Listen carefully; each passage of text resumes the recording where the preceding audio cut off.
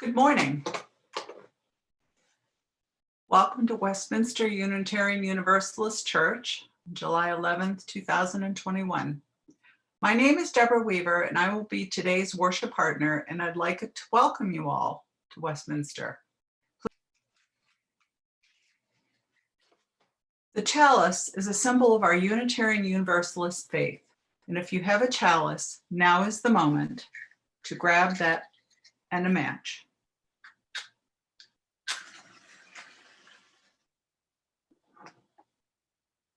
Our chalice lighting marks the beginning of our worship service. I will light mine and share our reading. Then I invite you to light yours, if you have one. And if you like, you can use the chat to post the name of the street where that chalice was lit.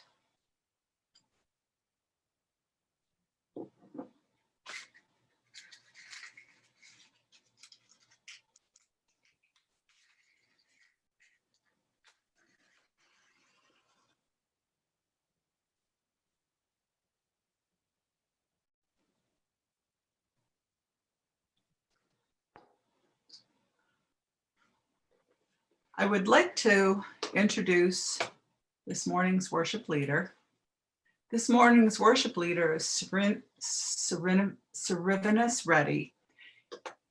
As a scholar, translator, and musician, Srinivas has studied classical South Asian languages and literatures at UC Berkeley and currently teaches at Brown University and the Indian Institute of Technology in Gandhinagar. Srinivas is also a concert sitarist and spends his time performing, teaching, and conducting research around the world.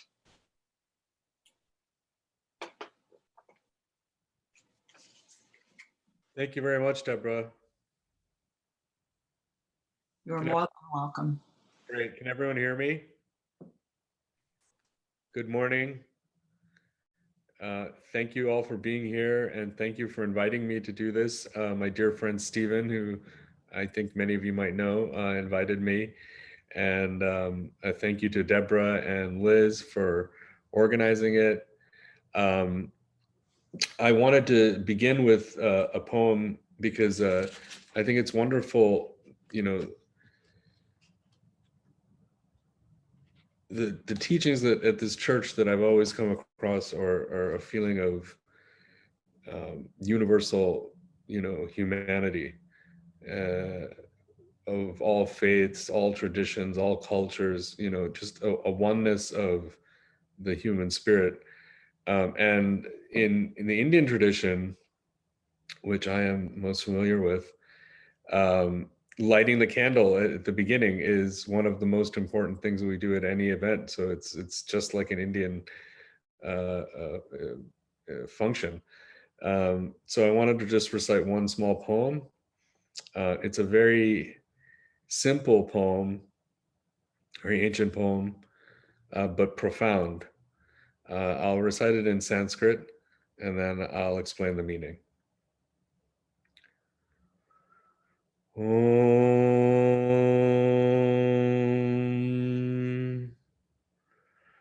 Asato Ma Sadgamaya Tamaso Ma Jyotirgamaya Mrityorma Amritam Gamaya. Om Shanti Shanti Shanti. So Asato Ma Sadgamaya is lead me from untruth to truth. Tamaso Ma Jyotirgamaya, from the darkness lead me into the light. And Mrityorma Amritam Gamaya, from death lead me into immortal life. Simple, but again, a universal type of message. So with that, again, I say thank you, and I hope today I can share some things from Indian culture with you, including more verses and some music. Um, and the the thing that links all of these things together is the word devotion. That's what I've been thinking a lot about. That's why gave the kind of broad title Traditions of Devotion, music, song, and verse from South Asia.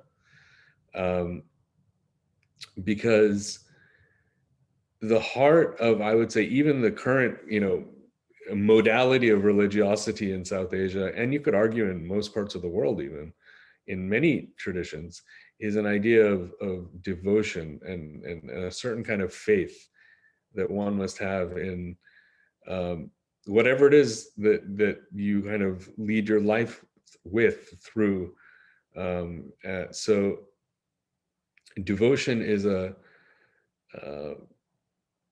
fundamental kind of trait, which I hope to explore throughout these kind of different segments.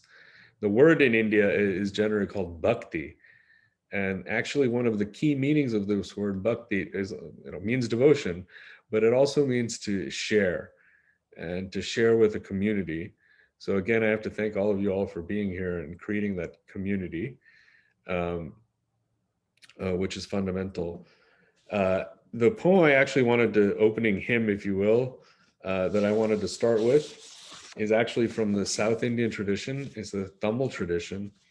And this is really a fascinating poem because it's quite old, maybe about 2000, maybe not as much as 2000, but around 2000 years old. And you could kind of call it a type of secular wisdom in the sense that in some of the other stuff that I'll read, where there is a sense of a Godhead and with attributes and qualities that one can describe, this poem in the Tamil language is kind of just a little bit about life that's common to anybody who's going along this journey. So the first line in Tamil is Yadam Ure Yavaram Kelir, which sets the whole tone. It means Yadam Ure, like whatever city I'm in, that's like where I am. That's my home. And Yavaram Kelir, anyone who I meet, anybody out there, they're like my family. Which is encapsulated in one Sanskrit phrase, Vasudhaiva Kutumbakam.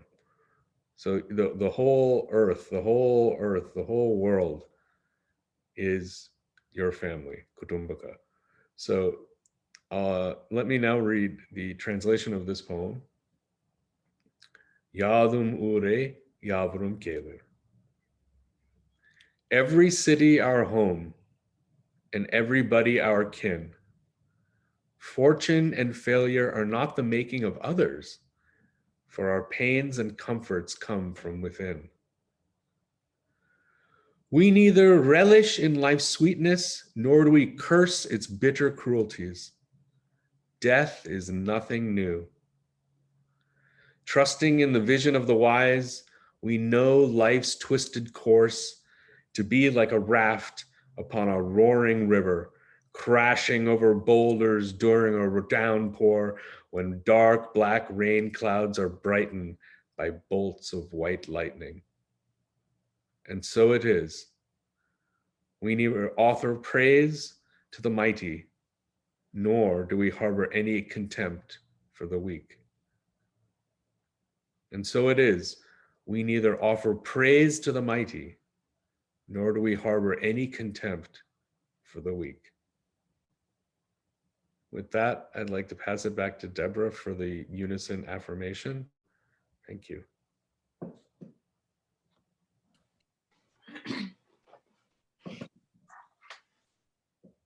Now for our unison affirmation.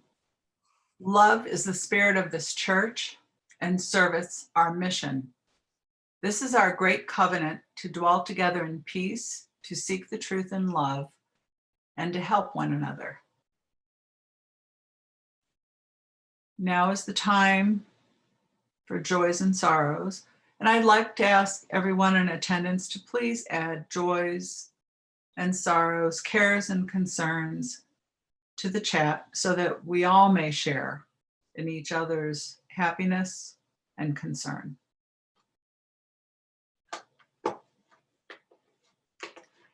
And as you are entering your joys and sorrows into the chat, I would like to tell you about our offertory for this month. For here at Westminster, we share our 50-50 plate with an organization whose mission aligns with our values. Our summer Share the Plate recipient is Plant International USA. Plant International USA is a girls' rights organization. Their aim is to create a more equal world by transforming the lives of 100 million girls around the world so that they are safe, educated, and economically empowered. They clear the barriers that keep girls and young women from reaching their full potential. The other half of the collection will be used to fund the work of our congregation here at Westminster. A link is being posted in the chat for those who would like to give. The offering will now be given and received with gratitude.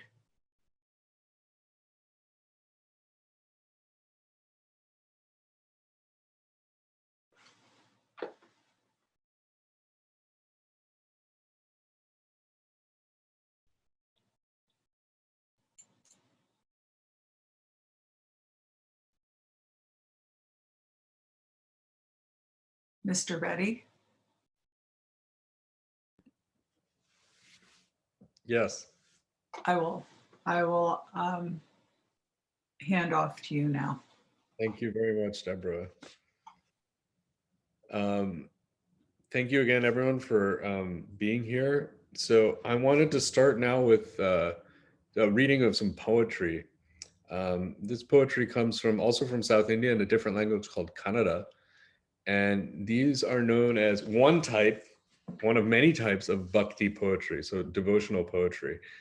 And one of the defining features of this genre of literature, particularly in the Indian context, was it was a type of revolutionary, kind of individualistic revival of religiosity based on a very personalized devotion that one develops, a relationship fundamentally that the devotee has with God directly.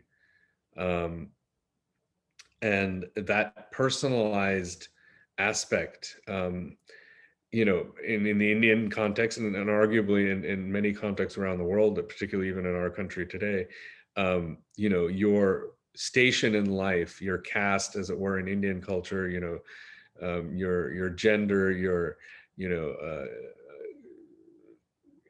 economic, you know, status, all of those things played into what kinds of types of religious practice was available to you.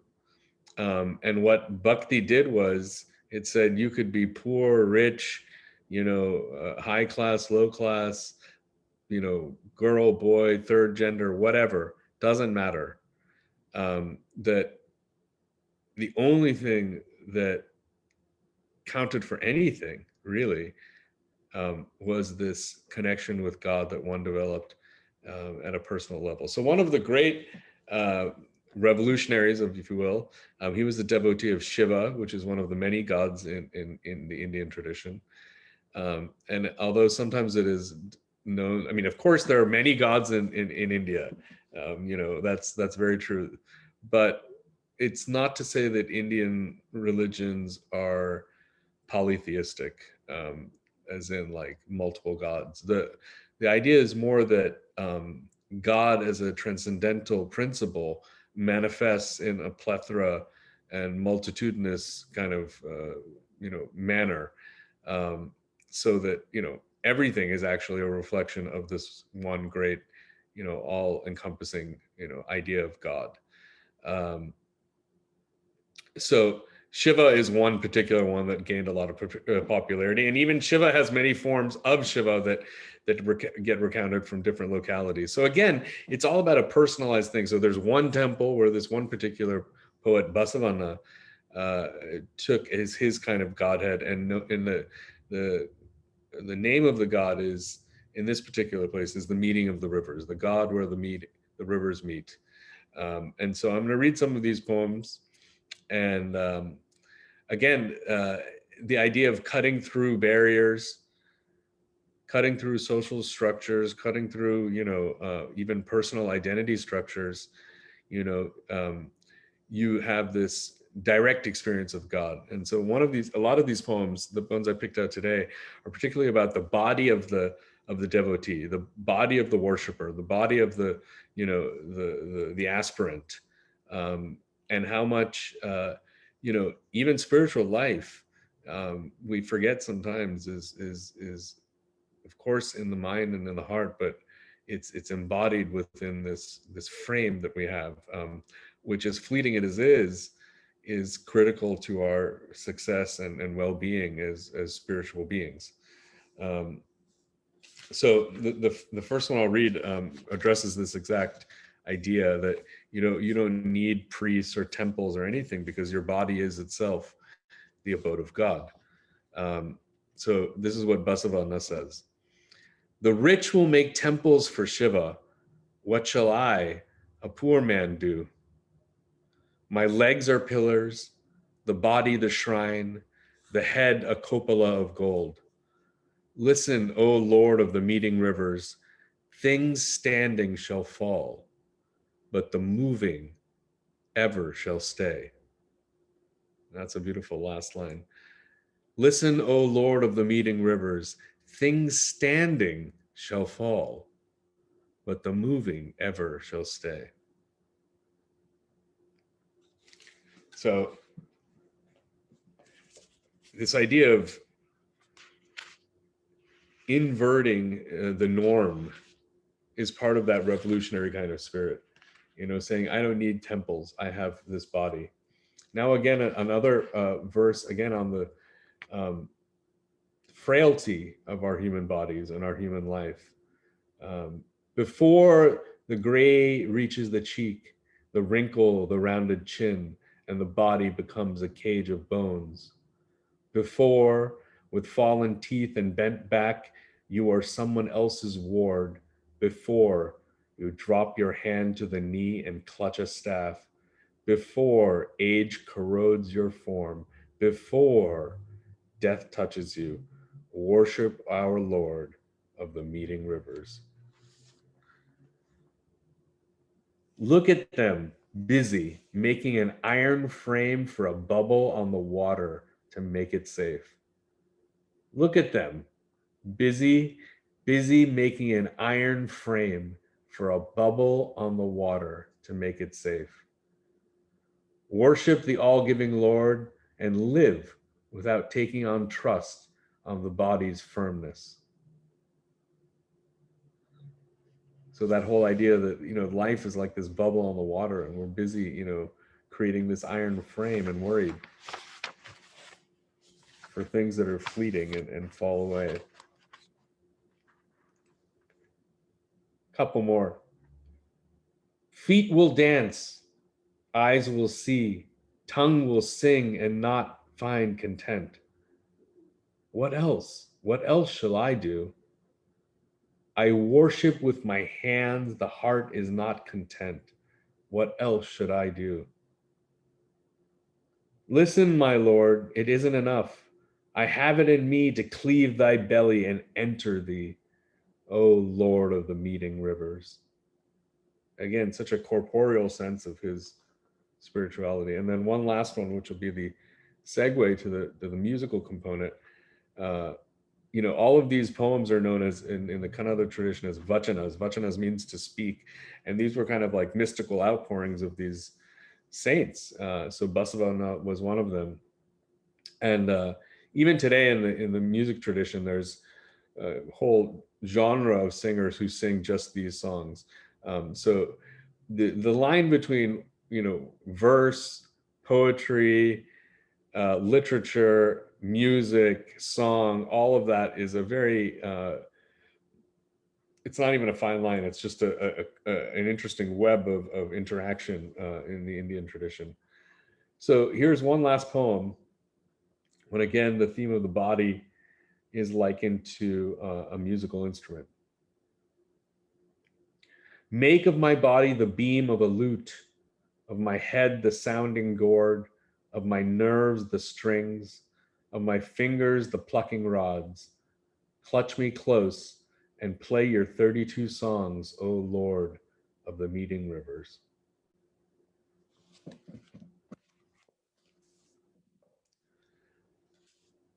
So the other way that all of this feeling of devotion is realized in India is through the arts. And like I was saying, even these poems are all sung, they're set to music, and music, is kind of one of the, you could say, primary art form, developed, and arguably like the other arts I'm saying, but music is kind of the original, as a spiritual discipline in and of itself. So to practice music as part of your spiritual life. And, I teach a class at Brown called Music and Meditation. And we look at all different cultures and religions and practices. And, I have been hard pressed to find any culture in this world that doesn't have music. And when they do have music, there's always some part of that music that kind of understands or envisions or posits a very profound and transcendental power that music has, particularly in regard to spiritual kinds of practices.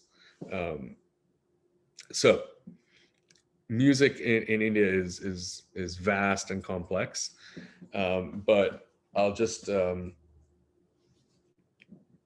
give you a small introduction to the music and then just play. And there's a section in here where it says the sermon. Well, my sermon will just be the music, because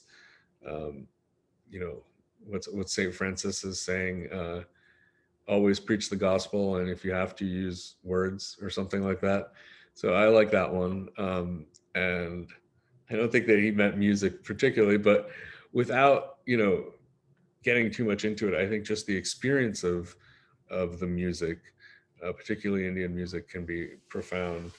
And as I'm saying, we practice the music as a spiritual discipline. So,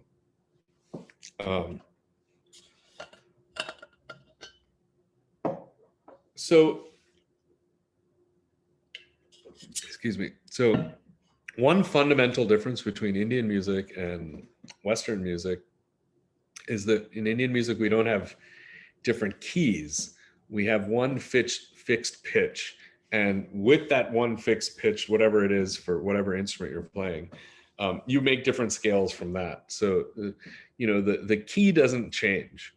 But that doesn't mean that we don't have a relative pitch system that's pretty complicated.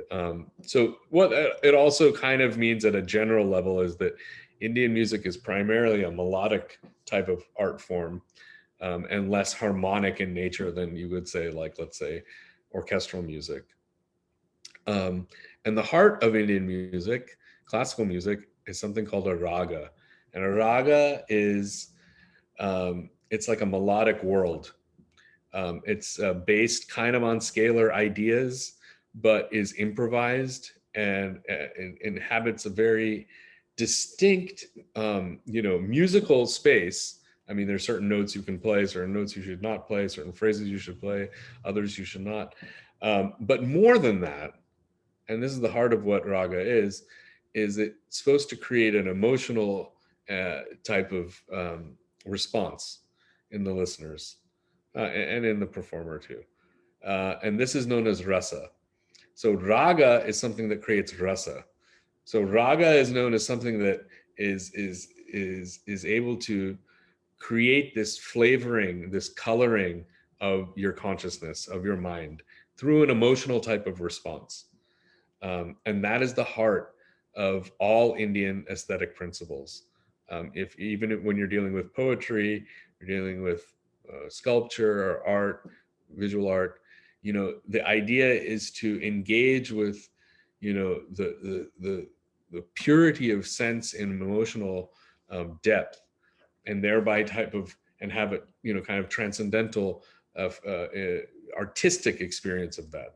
And that artistic experience, that artistic kind of pleasure, that's pure and leads to what they call the ultimate rasa, the ultimate sentiment of peace. So in some ways, I don't like to exactly say that rasa theory is like a catharsis or something, that through these emotions you kind of get purged out. It's not really a purging out. It's more of a fully engaging that one gets then purified. That is how I feel about it. So that's the essence of what art is supposed to do. And for music, it happens through these different things called ragas, which again, like I'm saying, have certain melodic features. I'll play one for you now. It's a morning raga. So ragas also have like certain times of day that they're supposed to be played. So it's morning right now in Rhode Island. I don't know where everyone else is. I know Liz is in a different country, I think. Yeah. So this is a morning raga. It's called Ahir Bhairav. And I'll play the three kind of basic movements that are performed in the instrumental form, because I don't have a accompanist to play the drums. It'll just be the sitar. And I'll explain a little bit about sitar in a second. And those three forms that you'll hear is the beginning form is a very open and spacious development of the notes of the raga. The second part adds in a type of pulsation and a rhythm starts to develop. And then the third section is kind of like a crescendo. So as I was saying, one of the fundamental things that makes Indian music unique is that it just uses one fixed key. And the way we tune is we have an instrument that usually plays just a standard drone, which I have an app now to do that. And this is the sitar. It has a gourd, just like the poem was saying, and a long neck, like the lute. And I'm going to tune it now to this particular raga.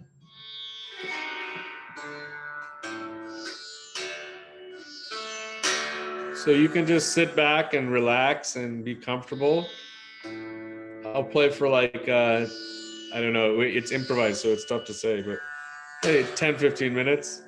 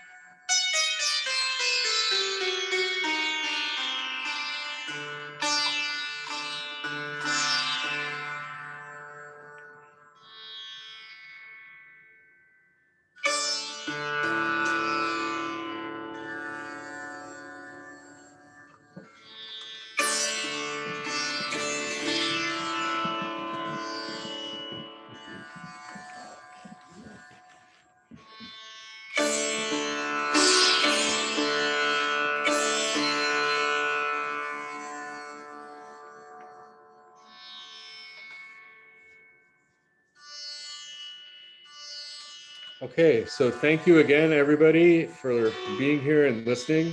This is Rag Ahir Bhairav, Alap, Jor, and Jala.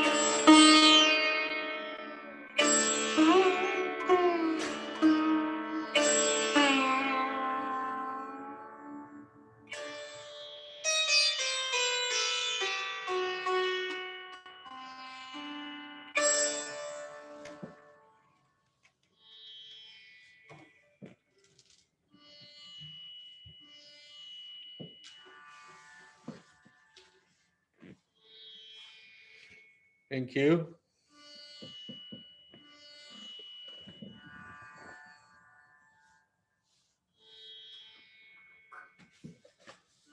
Now,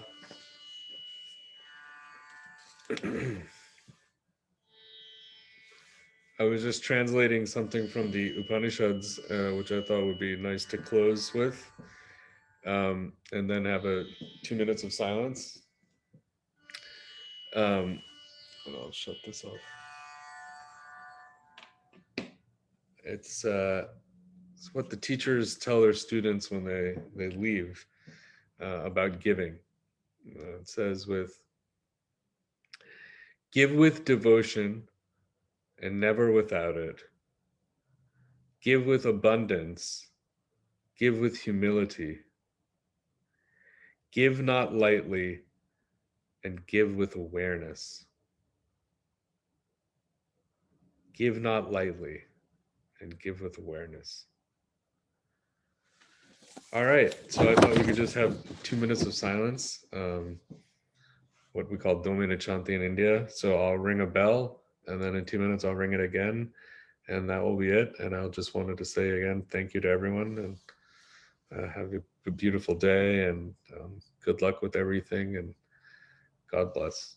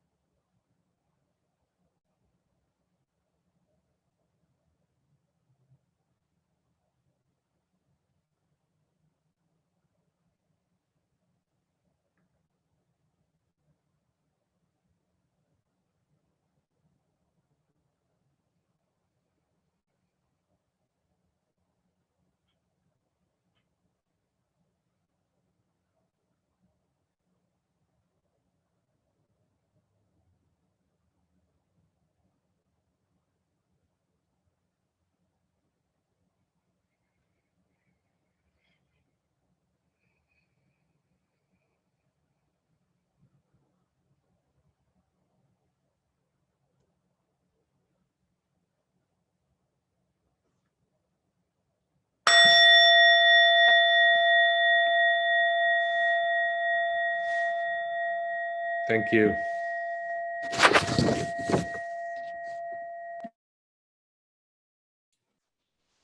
Thank you, Srivanas. This was a beautiful day today, beautiful morning to spend with you. Thank you for giving us such a thought-provoking yet grounding service today. So much to contemplate as we begin the new week. And giving us tools to take a time out from the cacophony of the world, in order to tune out hatred, tune in love, and produce peace in our own lives. I'd like to end our service today, with Carry the Flame. If everyone can say or sing from their own homes. Let's carry the flame of peace and love until we meet again. Carry the flame of peace and love until we meet again. Carry the flame of peace and love until we meet again. Amen. And thank you all. This concludes our service for today.